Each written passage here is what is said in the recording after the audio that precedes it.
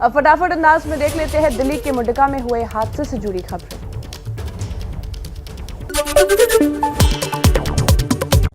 दिल्ली के मुंडका में लापरवाही की आग में 27 की मौत, 8 शवों की शिनाख्त हुई। कंपनी के दोनों मालिक 14 दिन की न्यायिक हिरासत में भेजे गए। मुंडका में घटनास्थल पर पहुंचे दिल्ली के सीएम अरविंद केजरीवाल आग से मरने वालों के परिवार को 10-10 लाख और घायलों को 50-50 हजार रुपए के मुआवजे का ऐलान किया। लोगों ने किया मुख्यमंत्री का विरोध। लोगों की डेथ हो गई है, उन्हें दिल्ली सरकार की तरफ से 10-10 लाख रुपए का मुआवजा दिया जाएगा। उन्हें जो भी गिल्टी है, जो भी जांच में निकल के आएगा, उनको बख्शा नहीं जाएगा। दिल्ली विधानसभा में विपक्ष के नेता रामवीर सिंह विधुड़ी ने दिल्ली सरकार पर बड़ा हमला बोला। रामवीर विधुड़ी ने कहा कि हाल के दिनों में दिल्ली में कई जगह आग लगी है। विधुड़ी ने कहा कि समय से वहां क्रेन भी नहीं पहुंची। पूछना चाहते हैं कि वहां क्रेन तो पहुंची नहीं, अगर समय पर क्रेन पहुंचती तो काफी उसमें लोगों की जान बच सकती थी। मुंडका हादसे से पीड़ित लोगों से मिलने और हालातों का जायजा लेने अस्पताल पहुंचे बीजेपी सांसद हंसराज हंस। पहले तो पता चले, पब्लिक रिपोर्ट आए, मीडिया को भी पता चले, लोगों को भी पता चले कि वजह क्या हुई आग लगने की। इससे सबक लेके आगे कोई एनओसी ना दे, रब दा वास्ता। हादसे में लापता लोगों के परिवारों के लिए जारी किए गए हेल्पलाइन नंबर। लोगों की मदद के लिए 4 टीमें बनाई गई। एनडीआरएफ की टीमें जुटी। दिल्ली के मुंडका में हादसे वाली जगह पर पहुंची फोरेंसिक टीम। इमारत में जारी रहा सर्च ऑपरेशन। अपनों को तलाशते रहे परिजन। रोहिणी से बीजेपी विधायक विजेंद्र गुप्ता का बड़ा दावा, मुंडका हादसे में 100 से भी ज्यादा लोगों की मौत हुई है। मरने वालों की को डीएनए से पहचानने की बात हो रही है। इसका मतलब ये है कि जो लोग मरे हैं वो पूरी तरह जल गए और ऐसी संख्या बहुत बड़ी है। जितनी संख्या अभी तक जितनी लाशें इनके पास है वो बहुत कम है। मुंडका अग्निकांड में मोटिवेशनल स्पीकर कैलाश जयानी और उनके बेटे की भी मौत। स्पीच देने पहुंचे थे कैलाश जयानी। दिल्ली में लगातार दूसरे दिन आग का तांडव। नरेला की प्लास्टिक फैक्ट्री में आग लगी। दमकल की 20 गाड़ियां आग बुझाने में जुटी। पंजाब के अमृतसर में गुरु नानक अस्पताल में लगी आग। मरीजों में मचा हड़कंप। ट्रांसफार्मर के पास शॉर्ट सर्किट बताई जा रही है वजह। आग पर काबू पाने में जुटा दमकल विभाग। अब आपको दिखाते हैं फटाफट अंदाज में त्रिपुरा की कुछ खास खबरें।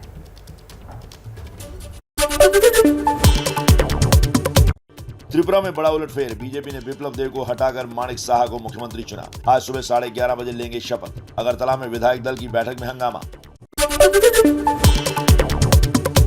माणिक साहा को विधायक दल का नेता चुना गया। वो 2020 में बिप्लब देव की जगह त्रिपुरा बीजेपी अध्यक्ष बने थे। 69 साल के साहा को बेहतरीन रणनीतिकार माना जाता है। त्रिपुरा के सीएम बिप्लब देव ने इस्तीफा दिया। गवर्नर को सौंपा इस्तीफा। बीजेपी ने त्रिपुरा का सीएम बदलने का फैसला लिया। इस्तीफे से पहले अमित शाह से मिले थे बिप्लब देव। त्रिपुरा में बीजेपी विधायक दल के बैठक के बाद हंगामा। बैठक से निकलकर कई विधायकों ने किया हंगामा। कुछ विधायकों ने माणिक साहा के नाम पर आपत्ति जताई। विधायकों ने कहा बिप्लब देव ने दबाव में दिया इस्तीफा।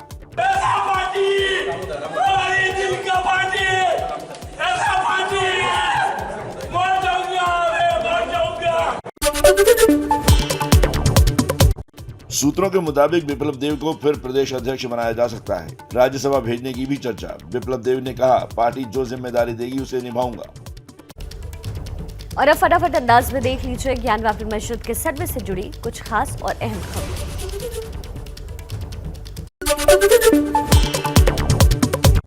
आज फिर तहखाना खोलकर होगा ज्ञानवापी का सर्वे। एबीपी न्यूज पर आमने सामने आए ज्ञानवापी सर्वे से जुड़े सभी पक्ष। वाराणसी के ज्ञानवापी मस्जिद में सर्वे और वीडियोग्राफी का काम सुबह 8 से दोपहर 12 बजे तक होगा। 50% सर्वे का काम पूरा हो चुका है। वाराणसी के ज्ञानवापी मस्जिद में कोर्ट के आदेश पर 5 तहखानों की वीडियोग्राफी की गई। सर्वे में दोनों पक्षों ने किया सहयोग। सर्वे के बाद हिंदू पक्ष का दावा, कहा सभी साक्ष्य हमारे पक्ष में। अभी आगे सर्वे होगा तो पता चल जाएगा। पिछली बार जिस तरह से असहयोग के आरोप थे, बहुत प्रशासन ने पूरा सहयोग किया और विपक्ष ने भी पूरा सहयोग किया। गुजरात के अहमदाबाद में बोले ओवैसी, पहले बाबरी मस्जिद का मामला था, अब ज्ञानवापी का आ गया। ज्ञानवापी मस्जिद थी और रहेगी। उन्होंने मस्जिद नहीं छिनने देने की कही बात। हमने एक बाबरी मस्जिद को खोया, अब दूसरी मस्जिद को हरगिज नहीं खोएंगे। याद तुमने मक्कारी और अय्यारी से इंसाफ का कत्ल करके तुमने हमारी मस्जिद को हमसे छीना, आप दूसरी मस्जिद नहीं छीन पाओगे। याद रखना। ओवैसी के मस्जिद वाले बयान पर बीजेपी का पलटवार, बोले ओवैसी भड़काना बंद करें, सांप्रदायिक सौहार्द बिगाड़ने का लगाया आरोप। असदुद्दीन ओवैसी अब भड़काना बंद करें। वो लगातार लोगों को भड़का करके सांप्रदायिक सद्भाव बिगाड़ने की भरसक कोशिश कर रहे हैं। सूत्रों के मुताबिक ज्ञानवापी मस्जिद में अब तक के सर्वे में हिंदू धर्म से जुड़े कोई ठोस प्रमाण नहीं मिले हैं। ज्ञानवापी मामले पर कांग्रेस नेता पी चिदम्बरम ने कहा, किसी पूजा स्थल में बदलाव ठीक नहीं, इससे टकराव बढ़ेगा। 1991 में सोच समझकर पूजा स्थल कानून बनाया गया था। अब आप फटाफट अंदाज में देखिए देश की राजनीति से जुड़ी कुछ खास खबरें।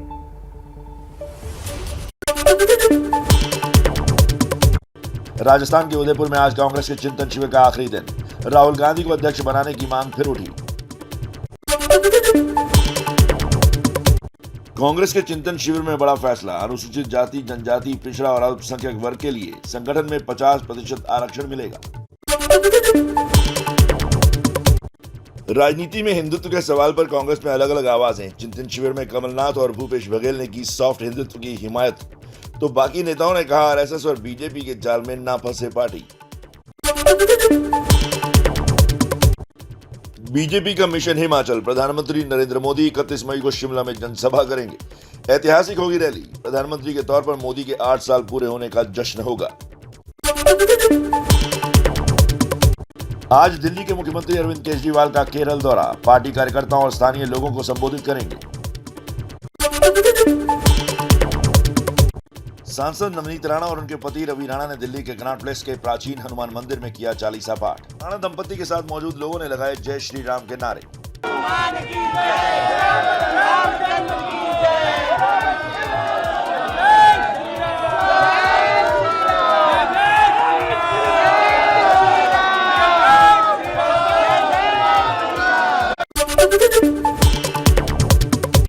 मुंबई में महाराष्ट्र सीएम उद्धव ठाकरे की रैली पर नवनीत राणा का निशाना, कहा जो औरंगजेब की कब्र पर फूल चढ़ाते हैं उन पर कार्रवाई करे सरकार।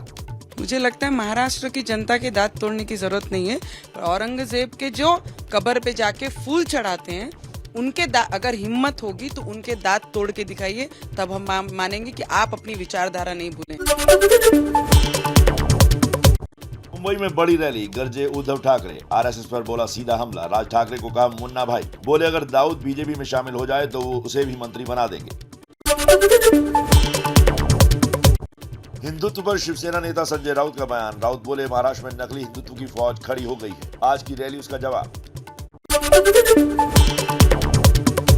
शिवसेना के बाद मुंबई के गोरेगांव में आज बीजेपी की बड़ी रैली, पूर्व सीएम देवेंद्र फडणवीस शाम 7 बजे संबोधित करेंगे। उद्धव ठाकरे के बयान पर जवाब देंगे।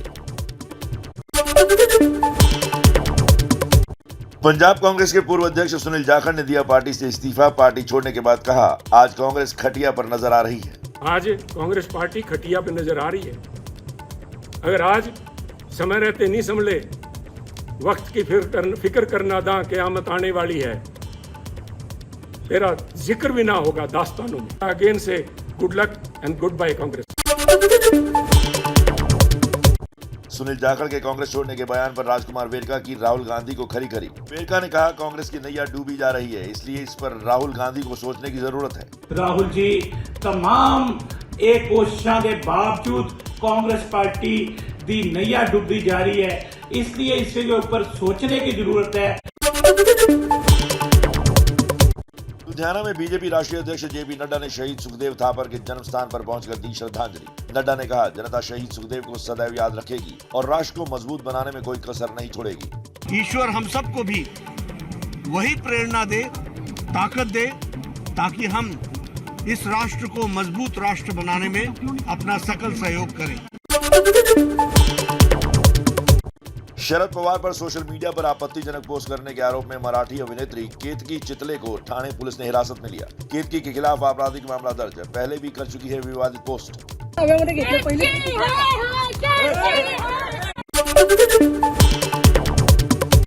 केंद्रीय सूचना प्रसारण और खेल मंत्री अनुराग ठाकुर धर्मशाला में योग महोत्सव में शामिल हुए। खुद अनुराग ठाकुर ने भी योग किया।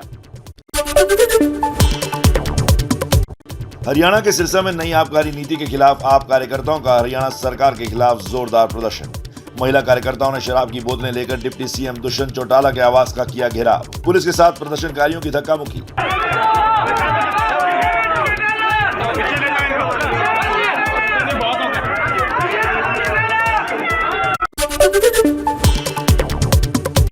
बिहार में बच्चे ने खोली शराबबंदी की पोल। सीएम नीतीश के सामने बोला कड़वा सच। शराबबंदी और लचर स्कूल व्यवस्था के बारे में खुलकर बोला।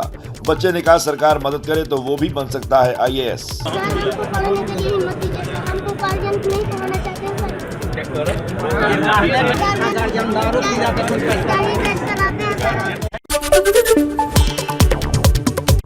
यूपी सरकार की मंत्री बेबी रानी मौर्य का शू कवर हटवाने का वीडियो वायरल। उन्नाव में अन्नप्राशन इकाई का निरीक्षण करने के दौरान साथ आए कर्मचारी से उतरवाए शू कवर। दिल्ली में मुख्य चुनाव आयुक्त राजीव कुमार आज अपना पदभार संभालेंगे। राजीव कुमार के कार्यकाल में राष्ट्रपति और उपराष्ट्रपति पद के लिए चुनाव के अलावा 2024 के लोकसभा चुनाव और कई विधानसभा चुनाव होंगे। अब आप फटाफट अंदाज में देखिए अपराध जगत से जुड़ी कुछ खबरें।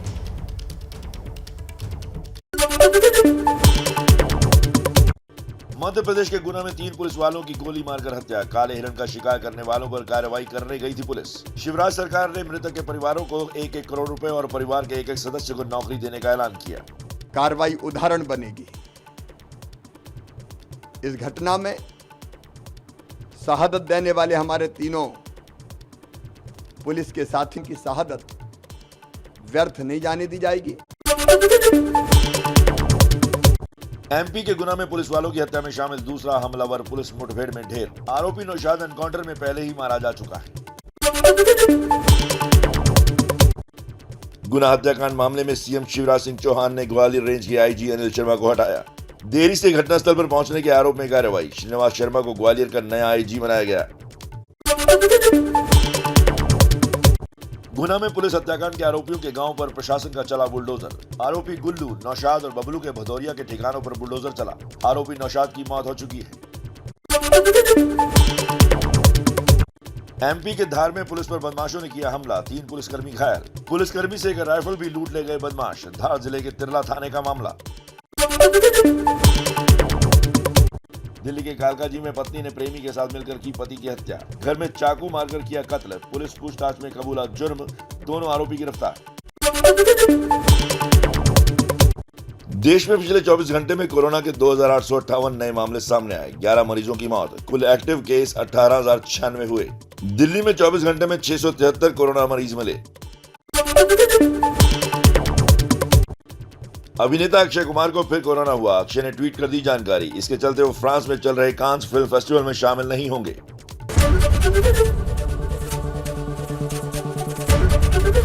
ABP न्यूज आपको रखे आगे।